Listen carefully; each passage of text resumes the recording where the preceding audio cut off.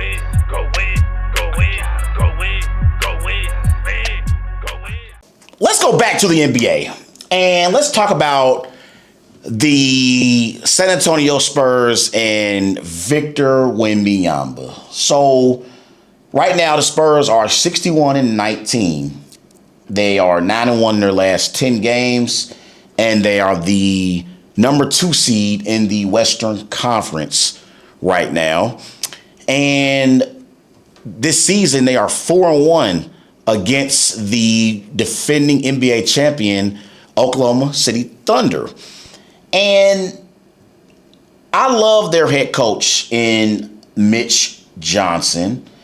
And I do believe that they have a very young and talented roster when you think about Victor Wembanyama and De'Aaron Fox.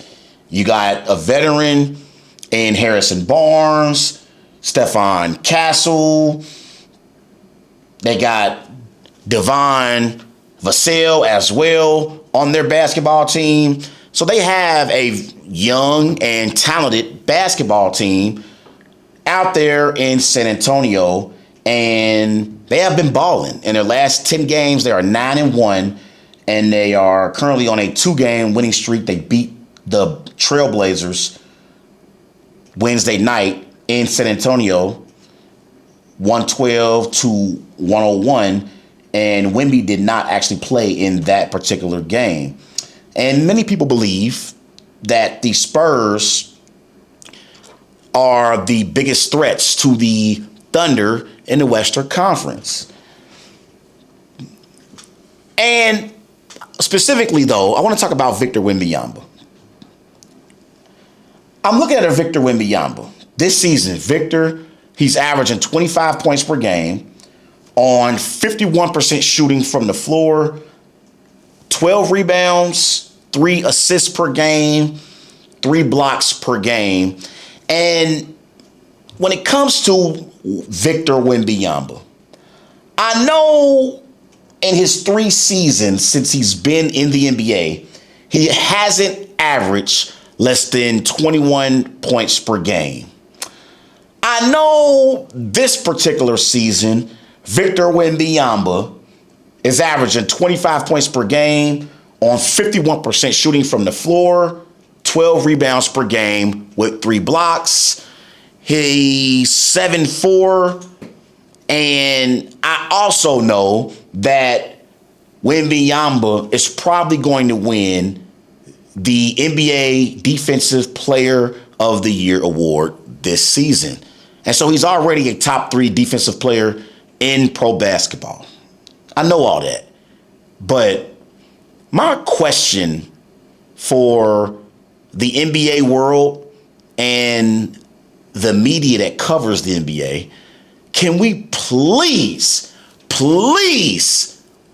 pump the brakes on the Wemby hype as we head into the postseason? It seems like every time I turn on First Take, First Things First, Get Up, all I hear about is Victor Wembanyama. And I'm listening to people like Mike Greenberg.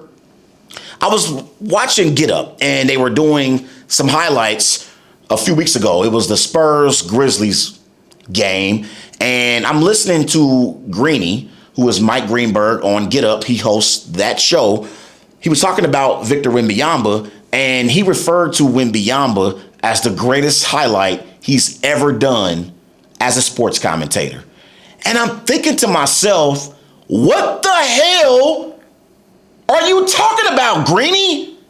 Have we forgotten about the late, great Kobe Bryant? God rest his soul. Have we forgotten about MJ and all the spectacular highlights we saw in the 90s?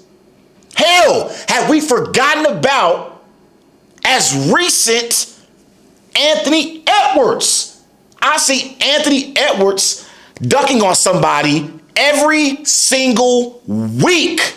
But yet you hear Greeny Talk about how, Victor Wembanyama is the greatest highlight he's ever seen?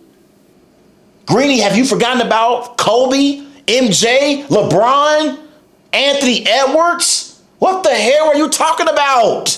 What are you talking about? And then I hear Brian Windhorst, Stephen A., Jay Williams, and I love Jay Williams, Stephen A., Brian Windhorst. And then on First Things First, I hear Chris Broussard, all these NBA analysts. Kendrick Perkins, you can throw him in there too. All these NBA analysts, they talk about Victor Wembanyama like he's already an all-time great. And I'm thinking to myself, why in the hell are we crowning Wemby when Wemby hasn't even won a playoff series yet? He ain't even won a playoff series yet, and I keep hearing NBA analysts talk about how Wemby should be viewed as the best player in the NBA. I'm like, I listen and I watch these sports shows and they discuss Wemby way more than other proven NBA stars. Let me list some of the stars that are more proven than Victor Wembanyama. Jason Tatum and Jaylen Brown are more proven than Victor Wembanyama. Anthony Edwards is more proven than Victor Wembanyama. Luka Doncic is more proven than Victor Wembanyama. Jalen Brunson is more proven than Victor Wembanyama. Nikola Jokic is more proven than Victor Wembanyama. SGA is more proven than Victor Wembanyama. I keep hearing these NBA analysts speak on Wemby like Wemby has already reached the mountaintop. Can we please pump the brakes on the Wemby hype? Please. I know Wemby has tremendous upside. He's 7'4". The brother is 7'4" with a damn near 7'9" wingspan. And he can also defend on the perimeter. He's probably already a top 3 defensive player in the NBA. But the man hasn't even won a playoff series yet. And I hear people in the media speak on Wemby as if Wemby is already an all-time great. Can we please pump the brakes on the Wemby hype? Please. Please. I respect Wemby. I respect the San Antonio Spurs. And I do believe they have a bright future as a basketball team. But they are not a more proven basketball team than the Denver Nuggets are, than the Oklahoma City Thunder are, or even the Boston Celtics in the East are as a basketball team. But all I hear about is Wemby this, Wemby that. Let's pump the brakes on the Victor Wembanyama hype, and let's see if the brother can actually win a playoff series. Let's see. Playoffs are right around the corner. So we about to find out what Wemby all about. We about to find out what he's all about. And I don't want to hear anything about him being young or inexperienced or any of that. Because all regular season long, I've heard about how great Victor Wembanyama is. So I'm expecting big things from Wemby come playoff time. I don't want to hear any damn excuses. No excuses. I had to get that off my chest. Everybody go and follow Wise Guys on Twitter at WiseGuys_H. Also on Facebook, Wise Guys.